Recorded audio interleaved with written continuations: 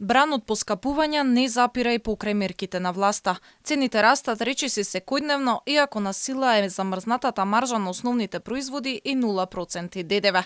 Статистиката пресмета дека живеачката поскапела за дури 8,8%. Граѓаните се жалат дека веќе не им е потребна официјалната статистика. Джебот не може да ги издржи поскапувањата. Дали со платите, со примањата во државава може да се издржи, се задоволува? Тоа се тешко. Тешко, мали плати, мали примања. Цените се огромни, платите никако. Зашо ме прашувате кога знаете одговорот? Значи, никогаш не се доволно средства, зависи од тоа кои се амбициите на човекот. Меѓутоа, некој минимум за живење мора да се постигне и тоа тебе е приоритет на сите што раководат. Тоа е катастрофа. Не сум задоволен, дали тоа е? Тешко е, да.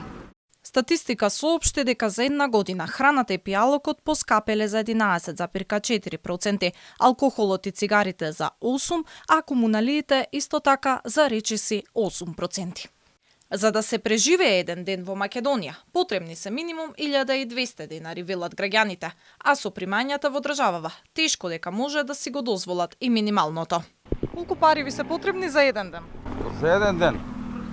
Па за еден ден при мевој услови 1000 дневно да трошише минимум. 1500 нема. Па мислам дека околу 20 евра минимум.